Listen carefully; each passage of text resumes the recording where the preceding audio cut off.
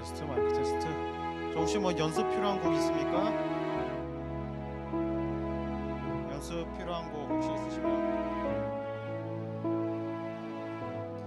할 수 있을 수도 있고 안 할 수도 있어요. 주의 이름 높이리 다 와서 찬양해. 오케이, 그렇습니다. 그렇죠. 주의 이름 높이리 다 와서 찬양해. 근데 안 할 수도 있어요.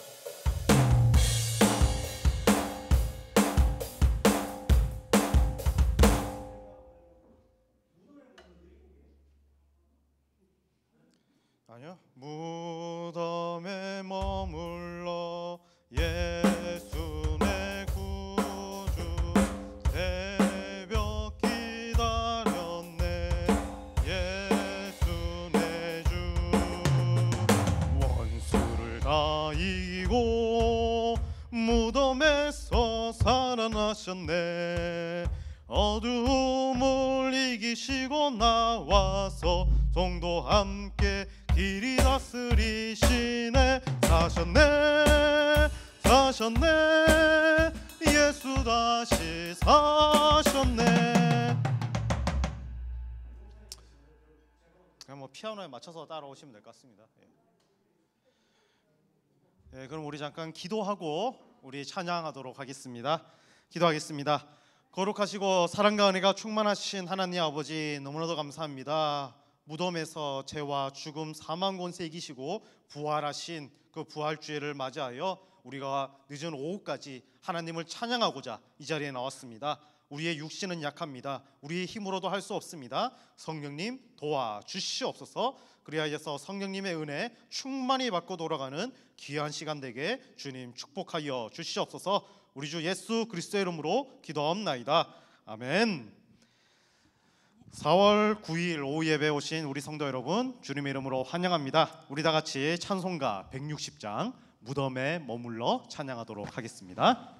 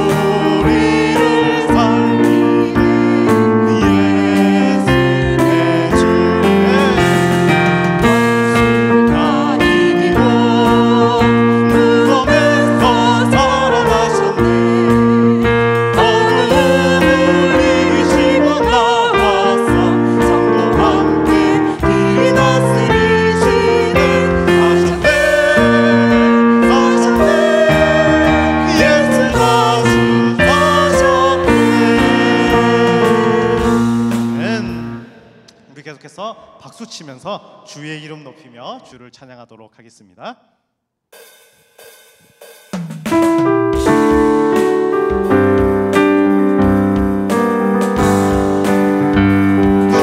주의 이름 높이며 주를 찬양하도록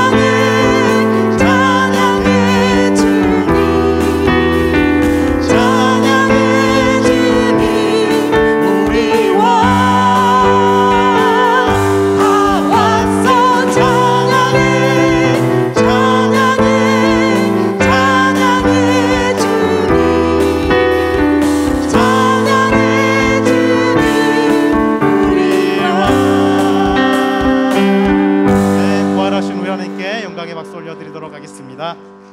이제 우리 마지막으로 모든 능력과 모든 권세 찬양하며 주님께 나아가겠습니다.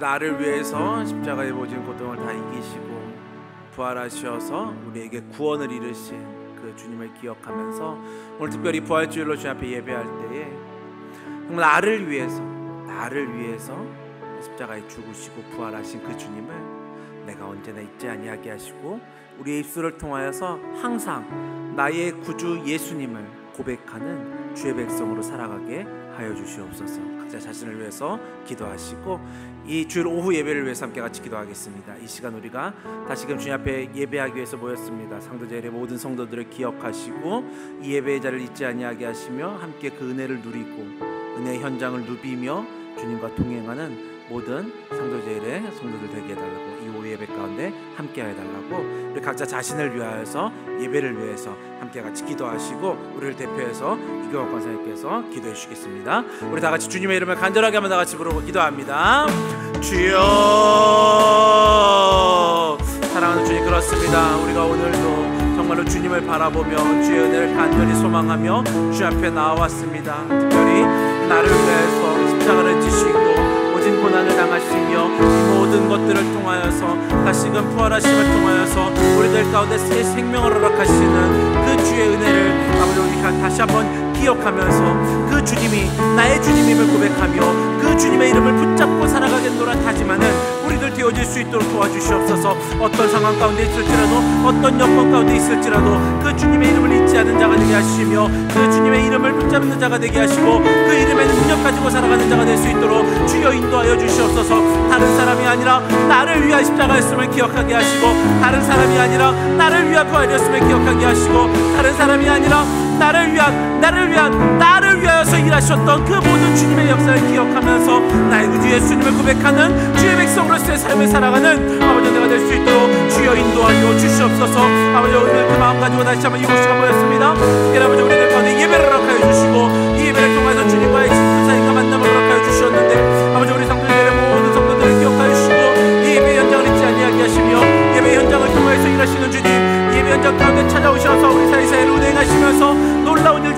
하시는 그 주의 은혜를 아버지 우리가 포기하지 아니하시게 하시고 놓치지 아니하게 하시며 그 이름 붙잡고 다시금 예배하며 나아갈 때 주의 은혜를 충만히 누릴 수 있는 아버지 우리 모두가 되어질 수 있도록 주여 인도하여 주시옵소서. 이 시간 찾아와 주시옵소서. 이 시간 우리들 가운데 역사하여 주시옵소서. 이 시간 우리를 통하여서 일하신 우리들 가운데 일하시는 그 주님의 놀라운 역사를 우리 모두가 경험하며 나갈 수 있도록 주여 도와 주시옵소서.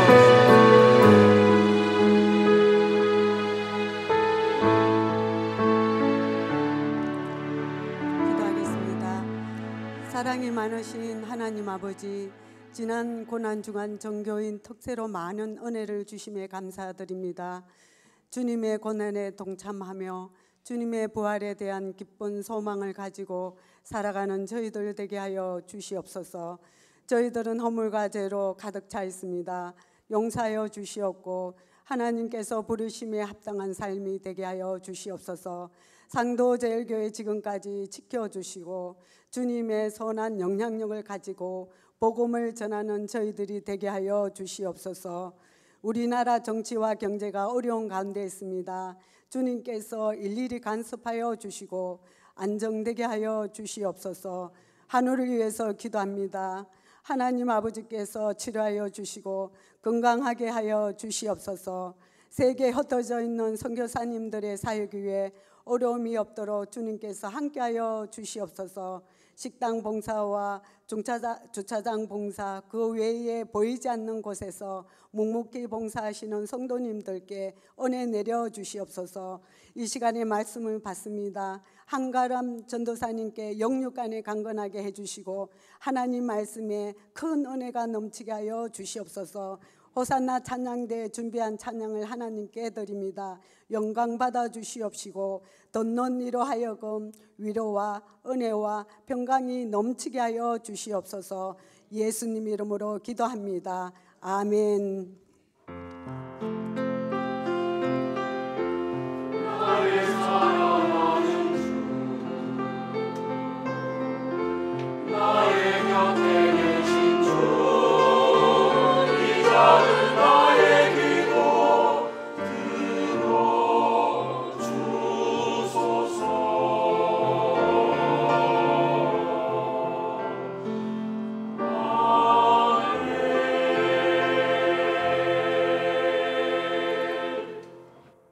아멘. 우리 오늘 함께 나누실 말씀은 빌립보서 3장입니다. 빌립보서 3장 7절부터 14절까지 말씀입니다. 빌립보서 3장 7절부터 14절까지 말씀, 저와 여러분이 한 절씩 교독하여 읽고 마지막 14절은 합독하여서 읽도록 하겠습니다. 제가 먼저 7절 읽도록 하겠습니다. 그러나 무엇이든지 내게 유익하던 것을 내가 그리스도를 위하여 다 해로 여길 뿐더러 또한 모든 것을 해로 여김은 내 주 그리스도 예수를 아는 지식이 가장 고상하기 때문이라. 내가 그를 위하여 모든 것을 잃어버리고 배설물로 여김은 그리스도를 얻고 그 안에서 발견되려 함이니 내가 가진 의는 율법에서 난 것이 아니요 오직 그리스도를 믿음으로 말미암은 것이니 곧 믿음으로 하나님께로부터 난 의라.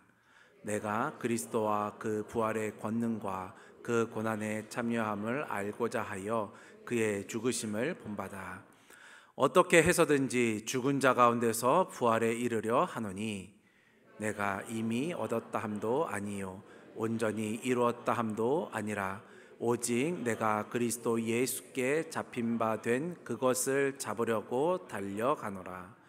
형제들아, 나는 아직 내가 잡은 줄로 여기지 아니하고 오직 한 일, 즉 뒤에 있는 것은 잊어버리고 앞에 있는 것을 잡으려고. 함께 읽습니다.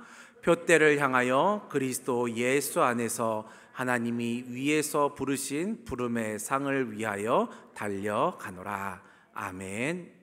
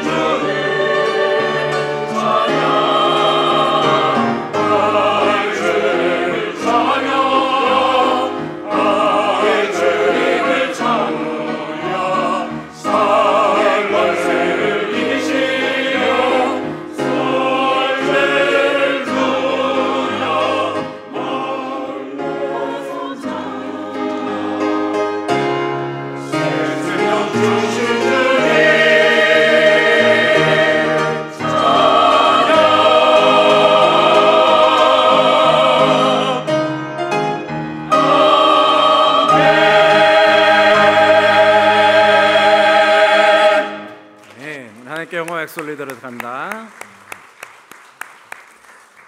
앞으로 내려오시면 감사하겠습니다. 제가 말씀을 위해서 한 번 더 기도하도록 하겠습니다. 사랑하는 주님, 너무나도 감사합니다. 이 기쁨을 그 누가 알겠습니까? 세상에 있는 사람들이 부활의 기쁨이 무엇인지 어찌 알 수 있겠습니까? 우리가 그 기쁨을 알기에 오늘도 함께 모여서 감사하며 예배합니다. 이 자리 가운데 다시 한번 좌정하여 주시고 우리의 큰 구원이 되시는 그 주님의 충만함이 우리들 가운데 가득 넘치는 귀한 이 시간 될 수 있도록 인도하여 주시옵소서. 특별히 이 시간 단위에 세우시는 한가람 전사님 기억하여 주시고 주의 영으로 충만케 하시며 주님께서 허락하신 주의 말씀을 대언하기에 부족함이 없을 수 있도록 주님께서 함께하여 주시옵소서. 주님 감사합니다. 예수님의 이름으로 기도합니다. 아멘. 이 시간 주보에 있는 대로 한가람 전도사님께서 끝까지 뛰어가기라는 제목으로 말씀 주실 때 우리 모두에게 큰 은혜의 시간이 되기를 축복합니다.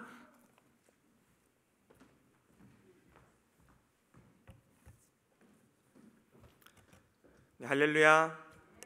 오늘 끝까지 뛰어가기라는 제목으로 부활절을 마무리하는 이 시간에 은혜 받으시기 바랍니다. 오늘 본문인 빌립보서는요, 바울이 빌립보 교회에 쓴 편지입니다. 사실 바울이 쓴 많은 성경들은 대부분 편지글인데요, 편지라는 것은 이 편지가 쓰여진 목적이 있다라는 것입니다. 그래서 오늘 본문 편지에서 바울은 율법과 의의 관계에 대해서 설명을 하고 있는데, 이것이 그냥 아무렇게나 생각이 나서 쓴 것이 아니라 교회들에게 이런 문제들을 짚어줄 필요가 있었던 것입니다. 당시에는 이제 율법과 예수님의 구원 사이에서 어떤 것을 취해야 하는가에 대해서 논쟁이 많이 있었습니다. 예를 들어서 구원을 받는 데 있어서 예수님만 믿어서는 안 되고 율법도 지켜야 된다라고 주장하는 사람들이 있었던 것입니다. 근데 이것이 비단 빌립보 교회만의 문제가 아니고요, 빌립보서 외에도 고린도후서, 디도서, 갈라디아서 등 다른 편지에서도 바울은 이런 사람들에 대해서 이야기를 하고 있습니다. 이들은 소위 할례당이라고 불리웠는데요, 이 할례당이라고 불리는 사람들의 주장은 아주 간단했습니다. 할례를 받아야지, 다시 말해서 유대인의 율법을 지켜야지 구원을 받을 수 있다라는 것이었습니다. 근데 이들의 주장이 그냥 아무렇게나 지나간 것이 아니라 교회 안에서 큰 영향력을 가지기 시작했습니다. 근데 바울은요, 이런 할례당들에 대해서 아주 단호하게 거절하고 있습니다. 오늘 본문의 앞선 부분인 빌립보서 3장 2절을 읽어보도록 하겠습니다. 제가 읽겠습니다. 개들을 삼가고 행악하는 자들을 삼가고 몸을 상해하는 일을 삼가라. 세 가지 일을 삼가라고 하고 있는데요, 이 세 가지가 사실은 한 가지, 다시 말해서 할례당을 가리키고 있습니다. 어떻게 보면 굉장히 적나라한 표현입니다.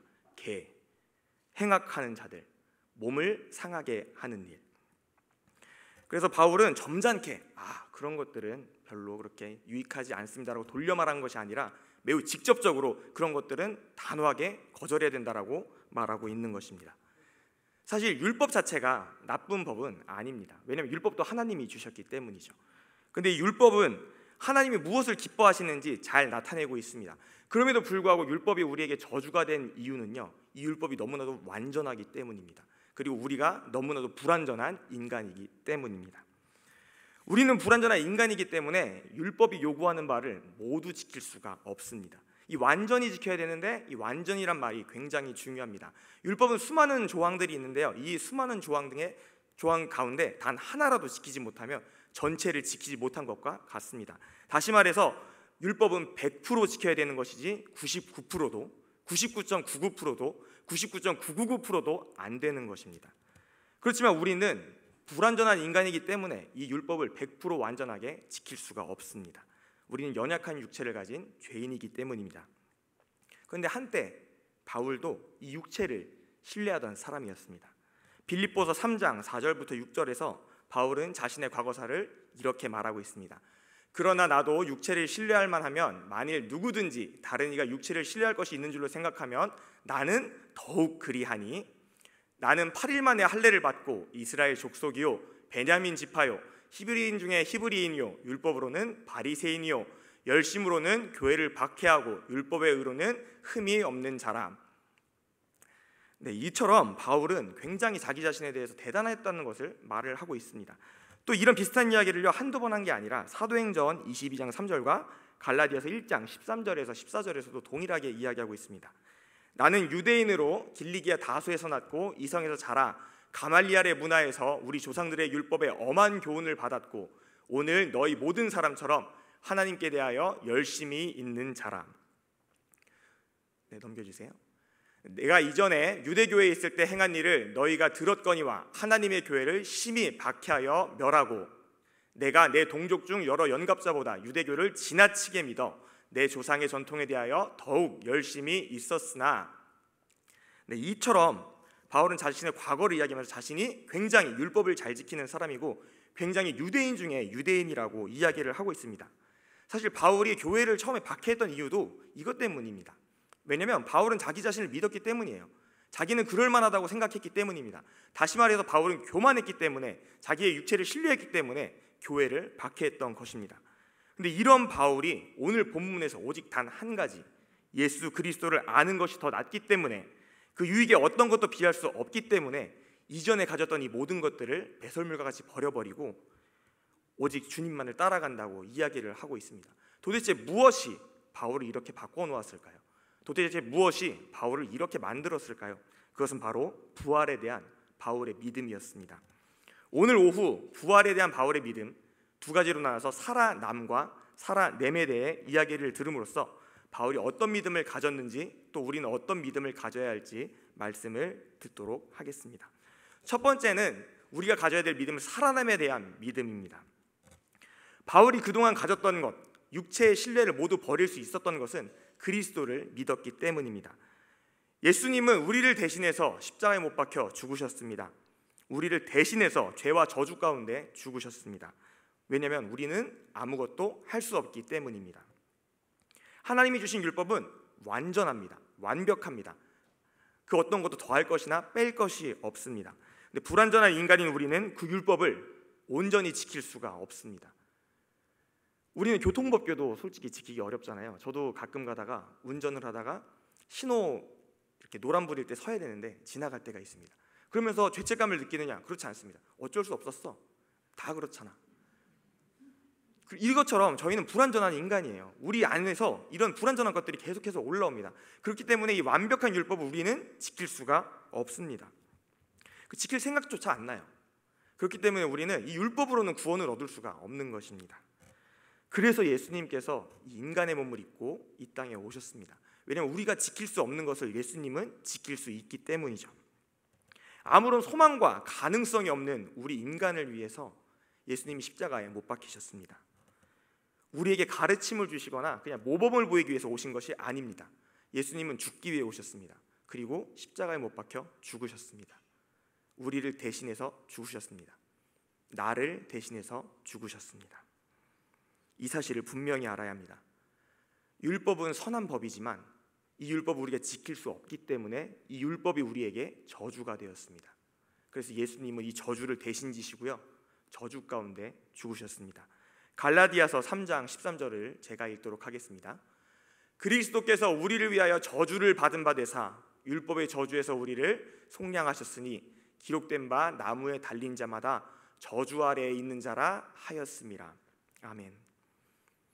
예수님이 모욕당하셨습니다. 예수님이 고통당하셨습니다. 예수님이 저주 가운데 죽으셨습니다. 그러나 이 모욕, 이 고통, 이 저주가 사실은 우리가 받아야 될 것이었습니다. 우리가 짊어져야 될 죄의 대가였습니다. 정확하게 말해서 내가 짊어져야 될 죄의 대가였습니다. 그 저주를 예수님이 대신 지셨습니다. 저희 특세기간에 목사님께서 말씀하셨던 것처럼 진리란 건 아주 심플하고 간단합니다. 우리가 믿는 진리가 무엇이죠? 바로 예수님이 우리 대신 죽으셨기 때문에 우리가 살아났다는 것입니다. 우리의 노력이나 공로는 아무것도 없습니다. 단 하나도 없습니다. 우리의 공로로는요, 어떤 것도 이룰 수가 없습니다. 이 사실을 인정하셔야 됩니다. 또 이 사실을 깨달으셔야 됩니다. 그 어떤 공로도 예수님의 죽음 앞에서 내세울 것이 없습니다. 인간의 공로에 대해서 아주 재미있는 예화가 있습니다. 팀 켈러 목사님이란 미국의 목사님인데요, 이분이 이렇게 설명을 했습니다. 저는 수영을 전혀 못해요. 저는 수영을 못하기 때문에 물에다 이렇게 던져놓으면 그대로 이렇게 꼬르륵 가라앉습니다. 그러나 수영을 매우 잘하는 사람이 있다고 생각해 보십시오. 예를 들어서 이제 아시아의 물개 조오련 선생님 같은 분을 생각해 보면 이런 분들은 이제 수영을 해가지고 현해탄을 건넜잖아요. 근데 저는 수영을 전혀 못합니다. 그럼 이분과 저랑 수영 시합을 한다면 당연히 조오련 선생님이 이기시겠죠. 그러나 이분과 제가 태평양을 건너는 수영 시합을 한다고 생각을 해봅시다. 그럼 누가 이길까요? 조오련 선생님이 이길까요? 정답은 둘 다 죽는다입니다. 태평양을 수영해서 건너간다는 건 불가능한 거예요. 제가 아무리 수영을 못하고 조오련 선생님이 아무리 수영을 잘한다 할지라도 태평양을 수영해서 건넌다는 것은 그 자체가 말이 안 되는 것입니다. 유일한 차이점이 있다면요, 저는 들어가자마자 가라앉고 조오련 선생님은 좀 더 멀리 가서 가라앉는다는 것입니다. 이것이 인간의 공로에 대한 아주 정확한 예화라고 저는 생각을 합니다. 우리의 힘으로는요 아무것도 할 수가 없습니다. 내 힘으로 할 수 있어, 내 힘으로 율법을 지킬 수 있어, 이 말은요 나는 수영해서 태평양을 건너갈 수 있어 라고 말하는 것과 같은 뜻입니다. 아주 헛된, 소위 말해서 망상이라고 할 수 있습니다. 그런데 이렇게 아무것도 할 수 없는 우리와 달리요, 우리를 위해 죽으신 예수님은요 이 죽음에 지지 않으시고 죽음에 승리하시고 다시 살아나셨습니다. 예수님의 부활은요 그냥 과거의 사건이 아닙니다. 그 예수님에게만 해당되는 기적이 아닙니다. 우리도 다시 살아납니다. 왜요? 예수님께서 다시 살아나셨기 때문에. 그리고 이 살아나신 이 부활의 권능을 우리에게 주시기 때문에 우리도 살아날 수 있다라는 것입니다. 우리가 예배를 시작할 때마다 사도신경을 고백합니다. 이 사도신경에서 우리가 뭐라고 고백하죠? 죄를 사해 주시는 것과 그 다음에 뭐라고 되어 있죠? 몸이 다시 사는 것과 영원히 사는 것을 믿사옵나이다. 아멘. 우리가 고백하는 거예요. 우리가 이것을 믿는다고 말하고 있는 겁니다. 그런데 우리가 이렇게 고백을 하면서도 저부터 그냥 습관처럼 외우다가 그냥 지나갈 때가 많아요. 그렇지만 우리 이것을 분명히 믿어야 됩니다. 우리 마음 깊이 믿어야 됩니다. 이것을 확신하셔야 됩니다. 우리 몸이 다시 살아납니다. 우리를 죄에서 건져주셨기 때문에요. 그리고 몸이 다시 살아서 영원히 삽니다. 이것이 바로 우리가 믿는 복음의 핵심입니다. 이 신앙이요 부활이 없다면 아무런 의미가 없습니다. 예수님이 우리 죄를 대신 지시고 십자가에 못 박혀 죽으셨고요, 예수님이 죄의 권세와 사망의 권세를 이기셨고요, 예수님이 죄를 대신 지시고 죽으셨다 살아셨기 때문에 우리도 죽어야 되지만 다시 살아납니다. 이 부활의 권능이 우리에게 있습니다. 고린도전서 15장 19절에서 20절을 다 함께 읽도록 하겠습니다. 다 함께 읽겠습니다. 시작. 만일 그리스도 안에서 우리가 바라는 것이 다만 이 세상의 삶뿐이면 우리 모든 사람 가운데 우리가 더욱 불쌍한 자이리라. 그러나 이제 그리스도께서 죽은 자 가운데서 다시 살아나사 잠자는 자들의 첫 열매가 되셨도다. 여기서 이 첫 열매라는 말이 굉장히 중요합니다. 제가 어렸을 때 감나무를 심은 적이 있었는데 이 나무에서 열매가 맺지 않았어요. 그래서 엄마한테 맨날 물어봤어요. 이 나무는 왜 열매가 안 달릴까요? 그때 어머니께서 말씀하셨습니다. 이 열매가 첫 번째 맺으면 계속 날 것이다. 아쉽게도 보지 못하고 그냥 뽑아버렸는데, 중요한 것은 열매가 나야지, 첫 열매가 있어야지 그 다음부터 열매가 나온다라는 것입니다. 예수님이 첫 열매가 되셨다라는 것은요, 예수님만 살아나고 끝이 아니라 우리도 예수님처럼 살아난다는 뜻입니다. 우리가 능력이 있어서가 아니고요, 예수님께서 살아나셨기 때문입니다. 오늘 본문에서도 바울은 동일하게 이야기하고 있습니다. 빌립보서 3장 10절에서 11절 말씀입니다. 다 같이 읽도록 하겠습니다. 시작. 내가 그리스도와 그 부활의 권능과 그 고난의 참여함을 알고자 하여 그의 죽으심을 본받아 어떻게 해서든지 죽은 자 가운데서 부활에 이르려 하노니. 바울이 달려가고 있는 이유 단 한 가지입니다. 바울은 부활에 이르려 한다라는 것입니다. 바울은 살아나려 한다라는 것입니다. 주님께서 살아났기 때문에, 주님께서 살아남이 있기 때문에 바울 본인도 살아남이 있다고 말하고 있는 것입니다. 예수님의 대속의 은혜가 우리를 살리셨습니다. 그래서 우리는 살아납니다. 이 살아남을 우리가 꼭 기억하셔야 됩니다. 두 번째 주제는요, 살아냄입니다. 예수님께서 죽으시고 다시 살아나심으로써 우리가 살아났습니다. 근데 거기서 끝이 아니에요. 방금 전 바울은 어떤 공로도 소용이 없다, 오직 예수님의 은혜만이 우리를 구원하셨다고 말했는데요, 근데 12절부터 조금 반대되는 이야기를 하기 시작합니다. 자기는 아직 가진 것이 아니라고 합니다. 그리고 자기는 뛰어가야 된다라고 말하고 있습니다. 내가 아무것도 한 것이 없는데 내가 뛰어가야 된다라고 말하면 살짝 오해를 할 수가 있습니다. 뭐야, 구원은 아무것도 안 해도 된다고 하더니 뛰어가야 한다면 결국 인간의 공로가 필요한 거 아니야? 라고 생각하는 거죠. 근데 아주 간단하게 이해하시면 됩니다. 우리가 뛰어가는데요, 우리의 힘으로 뛰는 것이 아니라 예수님의 힘으로 뜁니다. 내 힘으로는요 아무것도 할 수가 없습니다. 바울은 빌립보서 3장 12절에서 이렇게 말하고 있습니다. 다 함께 읽도록 하겠습니다. 내가 이미 얻었다 함도 아니요 온전히 이루었다 함도 아니라 오직 내가 그리스도 예수께 잡힌 바 된 그것을 잡으려고 달려가노라. 바울은 오늘 본문에서요 그리스도 예수께 잡힌 바, 그리스도 예수님이 나를 꽉 잡고 있기 때문에 난 그것 때문에 달려간다 라고 이야기하고 있는 것입니다. 근데 이것은 바울만 해당되는 이야기가 아니죠. 바울은 빌립보 성도들에게 자신을 본받으라고 이야기를 하고 있습니다. 그래서 빌립보서 3장 18절 상반절에서 이렇게 이야기하고 있습니다. 내가 여러 번 너희에게 말하였거니와 이제도 눈물을 흘리며 말하노니. 바울이 이전에도 여러 번 이야기했던, 빌립보 성도들이여, 또 여러 초대교회 성도들이여, 나를 따라 하셔야 됩니다. 제가 잘나서가 아니고요, 내가 예수님을 따라가기 때문입니다. 내가 진짜 진실로 말합니다. 내가 눈물을 흘리며 말합니다. 여러분 나를 따라 하셔야 됩니다. 바울이 말하는 것은 자랑이 아닙니다. 내가 이렇게 잘 살고 있으니까 너희들도 나 한번 따라해봐, 이것이 아니라 정말 진심으로 나는 예수님을 따라가니까 여러분도 예수님을 따라오시기 바랍니다 라고 이야기하고 있는 것입니다. 바울이 따라가며 쉬운 삶이 아니었습니다. 바울의 삶을, 바울이 직접 말한 삶만 살펴보여도요 매우 어려운 것들이 많았습니다. 고린도전서 11장 23절부터 27절에 바울은 자기의 고생한 이야기를 이야기하고 있습니다. 제가 읽겠습니다. 내가 수고를 넘치도록 하고 옥에 갇히기도 더 많이 하고 매도 수없이 맞고 여러 번 죽을 뻔하였으니 유대인들에게 40에서 하나 감한매를 5번 맞았으며 3번 태장으로 맞고 1번 돌로 맞고 3번 파선하고 일주야를 깊은 바다에서 지냈으며 여러 번 여행하면서 강의 위협과 강도의 위험과 동족의 위험과 이방인의 위험과 시내의 위험과 광야의 위험과 바다의 위험과 거짓 형제 중의 위험을 당하고 또 수고하며 애쓰고 여러 번 자지 못하고 줄이며 목마르고 여러 번 굶고 춥고 헐벗었노라.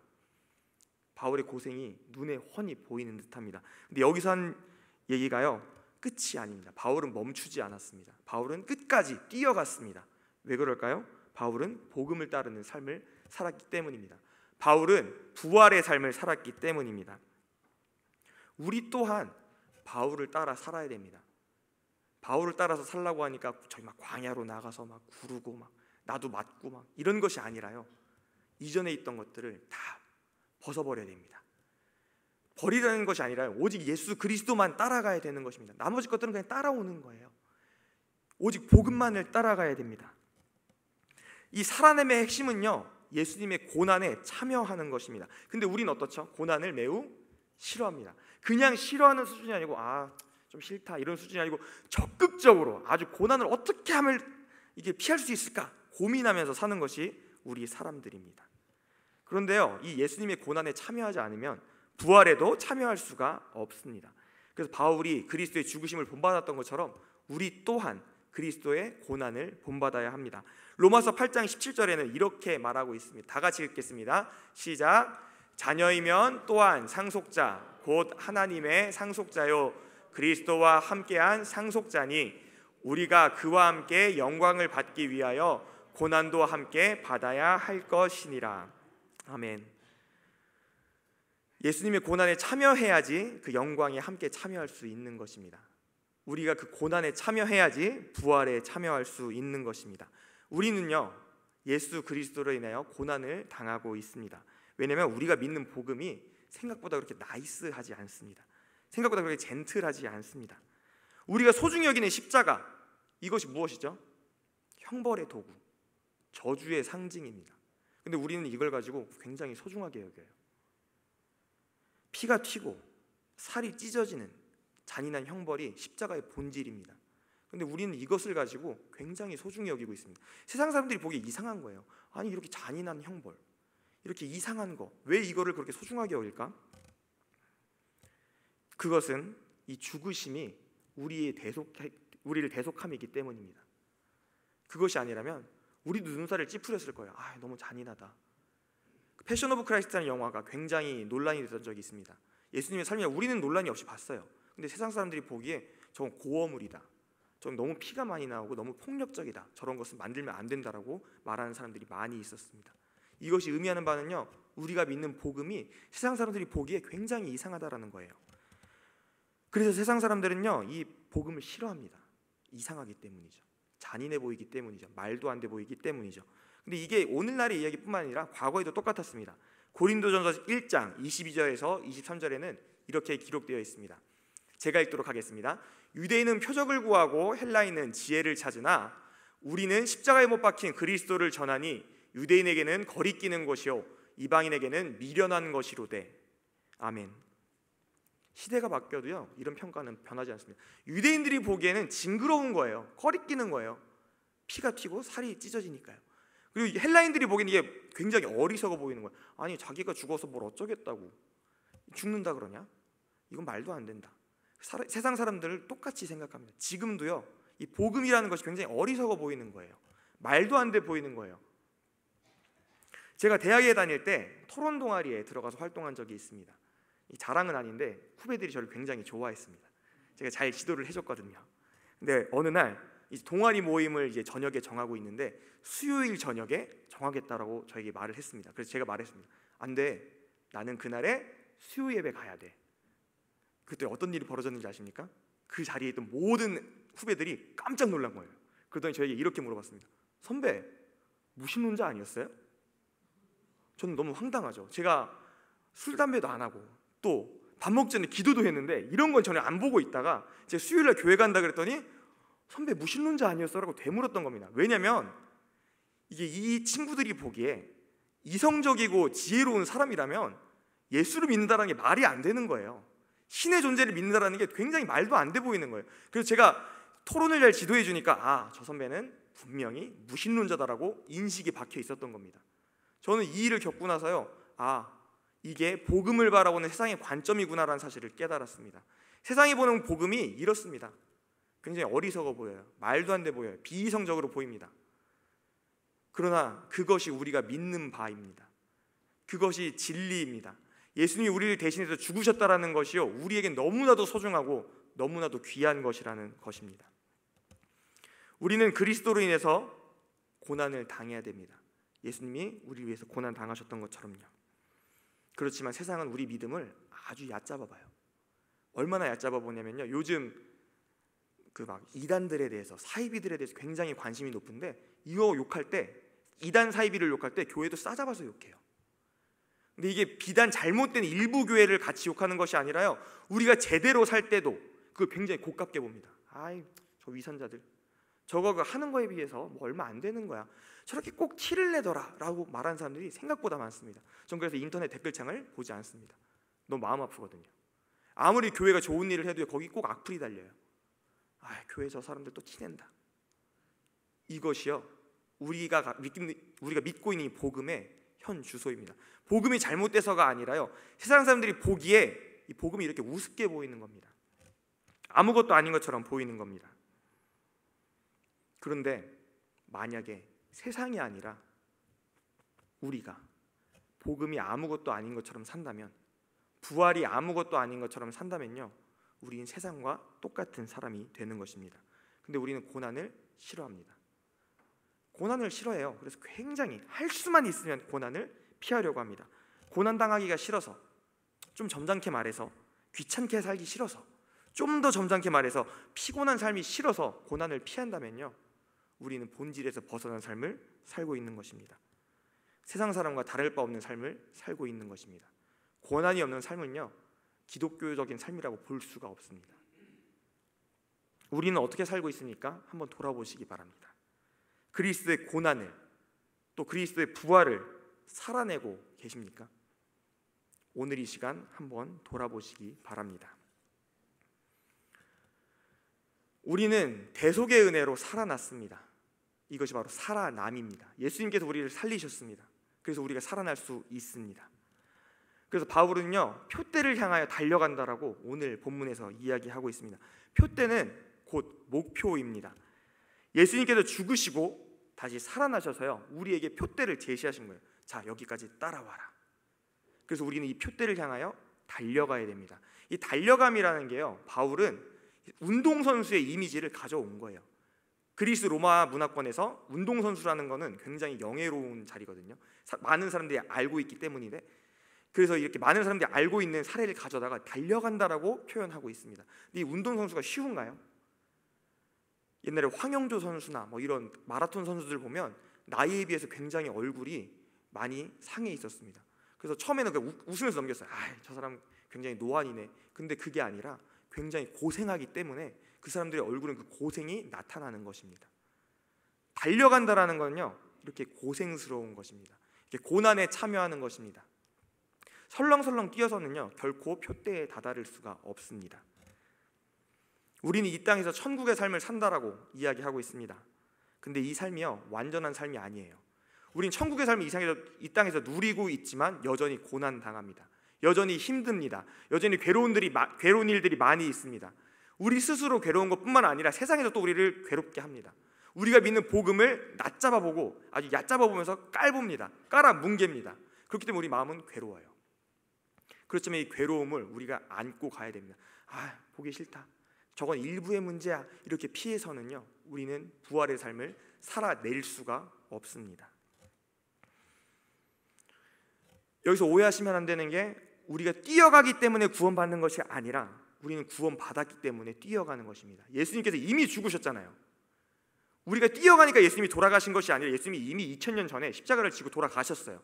우리가 태어나기도 전에, 우리 조상들이 태어나기도 전에 예수님은 이미 자기 사랑을 확증하셔서요 십자가에 죽으시고 다시 살아나셨습니다. 그렇기 때문에 우리가 달려가는 거예요. 그렇기 때문에 우리가 뛰어가는 겁니다. 우리가 뛰어가니까 예수님이 해주고 나의 공로가 좀 있지, 이것이 아니라 오직 예수님이 우리를 구원해 주셨기 때문에 그 은혜에 감사하며 또 예수님께 붙들려 우리가 달려가는 것입니다. 우리는 멈춰서는 안 됩니다. 우리는 끝까지 뛰어가야 됩니다. 하나님이 다 알아서 하실 거야 하고 멈추면 안 됩니다. 주저앉아 있으면 안 됩니다. 우리는 뛰어가야 됩니다. 뛰어가는 것은요 걸어가는 것보다 힘듭니다. 그리고 쉽게 유혹이 와요. 좀만 걸어가면 안 될까? 좀만 걸어가면 안 될까? 어차피 걸어서도 갈 수 있는 거 아닌가? 그렇지만 오늘 바울은 달려가야 된다라고 이야기를 하고 있습니다.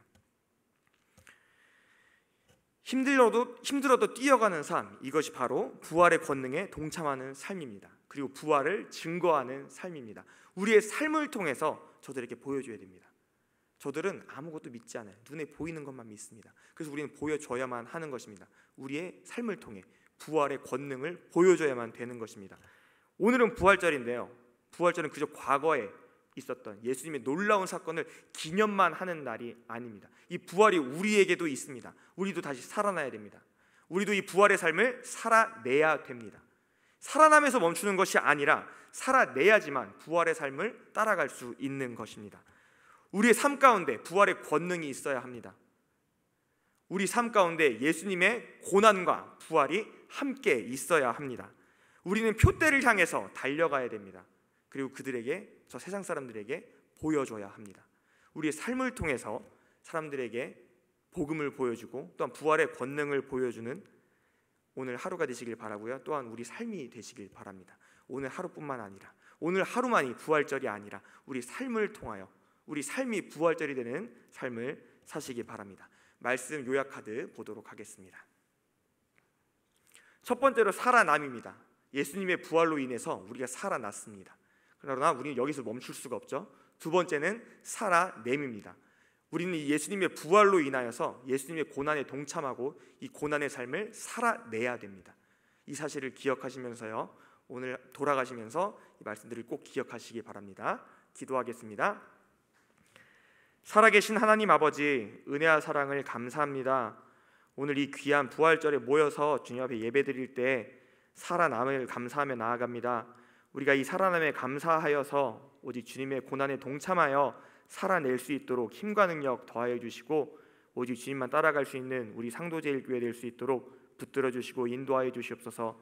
오늘 하루만 부활절이 아니라 우리의 모든 삶이 부활절이 되어 주님께 영광 돌리며 쓰임받는 우리가 될 수 있도록 도와주시고 인도하여 주시옵소서. 감사드리며 예수님의 이름으로 기도드렸습니다. 아멘. 우리 요즘 저희 교육자들 가운데 제일 바쁘신 분이 두 분이 계십니다. 제일 바쁘신 분이 두 분이 계시는데 그 중에 한 분이 한가람 전도사님이십니다. 예, 엄청 바쁩니다. 왜냐하면 강도사 고시를 준비하고 있습니다. 예, 그 다음에 우리 강 전사님, 예, 두 분 자리에서 한번 일어나 보세요. 예, 이분이 지금 이제 신대원을 졸업하고 강도사 고시를 준비하는데 제가 그랬습니다. 강도사 고시 떨어지면 다른 교회로 가시면 됩니다. 제가 그렇게 예, 말씀드렸기 때문에 두 분이 정말 최선을 다해서 이제 논문 다 썼죠? 그 성경 주에 다 했죠? 시험만 남았죠? 시험이 언제죠? 6월? 예, 6월 마지막. 그래서 왜냐하면 우리 앉으세요. 왜냐하면 우리 교회는 우리 박영만 돌아가시는 우리 박영만 장로님, 또 우리 이정현 장로님, 소గిం영 장로님 다 총신대학교 사무처장 출신 장로님들이 살아 역사하시는 교회이기 때문에 우리 시험 떨어지면 안 됩니다. 그랬더니 엄청 부담을 가지고 열심히 하고 있습니다. 예, 그래서 여러분들도 꼭 기도해 주시길 바랍니다. 우리 박수 한번 보내드릴까요? 예, 잘할 수 있도록. 예, 감사합니다. 고맙습니다. 다른 광고들은 여러분이 참고하시면 되고요.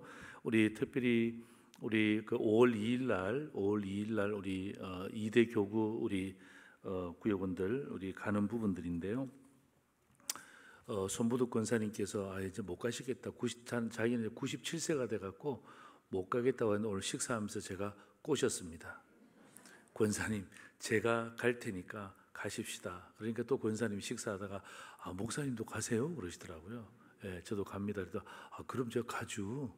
이렇게 해서 오늘 한 명 더 늘었습니다. 예, 그래서 다음 주일까지 받습니다. 그래서 여러분 꼭 기억하시고 또 혹시 이거는 뭐 우리 가운데 또 내가 이제 나이 드신 분들이 가시잖아요. 그래서 혹시 5월 2일 날 내가 좀 도와드리고 싶다. 도와드리고 싶은 자원하는 성도님들이 계시면 일대 교구 성도님들을 이야기하는 거예요. 그런 분들이 계시면 우리 윤 목사님한테 말씀해 주시면 다는 할 수 없지만 그래도 내가 어르신들을 가서 좀 돕겠다. 왜냐하면 65세부터 97세까지 지금 다 가시는 거예요. 그렇기 때문에 좀 식사라든지 화장실이라든지 또 둘러볼 때도 조금 도움이 필요할 것 같아요. 제가 최대한 천천히 하겠지만 그래서 혹시 여러분들 가운데 내가 좀 가서라도 좀 도움이 될 수 있다 그러면 시간이 된다 또 자원하는 마음이 있다 그러면 우리 윤석철 목사님에게 말씀해 주시면 잘 고민해서 좋은 여행이 될 수 있도록 그렇게 하겠습니다. 다른 광고들 보시고 오늘 제가 그런 고민했어요. 오늘 표대를 향하여 달려간다. 여러분이 고난과 부활의 삶이 연결되잖아요. 그래서 제가 찬송을 뭘 선택했냐면 여러분 천성을 향해 가는 성도들아 그 천국의 삶이 천성을 향해 가는 성도들 앞길의 장애를 두려워 말라 성령이 너를 인도하시느니 왜 지체하고 있느냐 그 다음 뭐예요? 앞으로 예, 라는 마음으로 우리 함께 우리 박수하시면서 함께 찬양하고 제가 축도하겠습니다.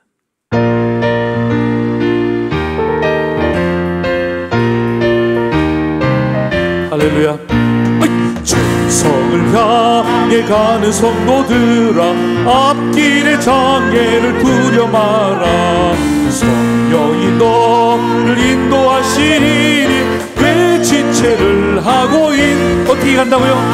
앞으로 천성을 향해 나가세 천성 문만 바라고 나가세 모든 천사 너희를 영접하러 눈앞에 기다려 서 있네 또 가는 길을 누가 확실한 길을 보여주어라 성령이 지 감하여 주사 그들도 잠기를 어떻게 간다고요?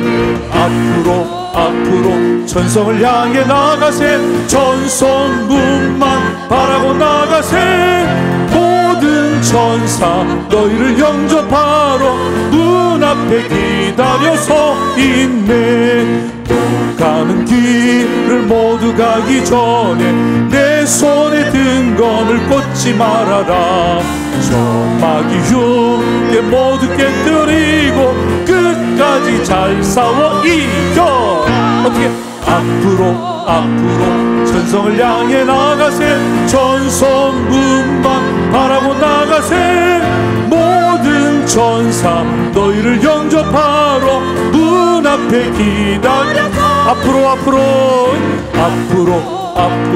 천성을 향해 나가세. 천성문만 바라고 나가세. 모든 천사 너희를 영접하러 문 앞에 기다려서 있네. 할렐루야. 우리 옆에 있는 분 보고 우리 축도하기 전에 이렇게 인사하겠습니다. 부활의 삶은 달려나가는 삶이요. 시작. 부활의 삶은 달려나가는 삶입니다. 네. 아멘입니까? 우리 한주사님 여기서 멈추는 순간 끝이에요. 예. 예. 한 발자국이라도 달려가는 그런 귀한 우리 성도들 되기를 주의 이름으로 소망하면서 기도하겠습니다. 주님 고맙습니다. 오늘 부활주일 오전 예배, 오후 예배 부활에 대한 말씀들을 듣게 하시니 감사합니다. 하나님, 우리에게 부활의 능력이 없는 것이 아니라 점점 약해지는 게 문제입니다. 매너리즘에 빠집니다. 세상 사람들의 소리에 귀를 기울입니다. 그러다 보니까 하나님, 내가 자꾸 변질이 됩니다. 변화되어서 새로운 맛의 성도가 되어야 되는데 자꾸 변질이 됩니다. 살아내야 되는데 하나님 살아내지 못하는 우리의 모습들도 있습니다. 그러나 오늘 주신 말씀 붙잡고 하나님 힘을 얻게 하시고 내일 또 한 주간 부활절이 끼어있는 한 주간을 살아갈 때에 주님의 살아나심과 또 우리의 살아냄에 대한 이 말씀 붙잡고 승리하는 주의 종들로 삼아 주시옵소서. 지금은 우리의 부활의 주인이신 우리 구주 예수 그리스도의 놀라우신 은혜와 하나님 아버지의 말로 다 할 수 없는 사랑하심과 성령 하나님의 위로교통 충만, 날마다 전진케 하시는, 표대를 향하여 달려가게 하시는 그 놀라운 역사가 오늘도 함께 예배드리며 이제 예배는 마치지만 삶의 예배로 다시 출발하고자 하는 저들 머리 위에, 저들의 현장과 삶 위에, 저들의 고민과 기도의 제목 위에 지금부터 영원토록 항상 함께 있을지어다. 아멘.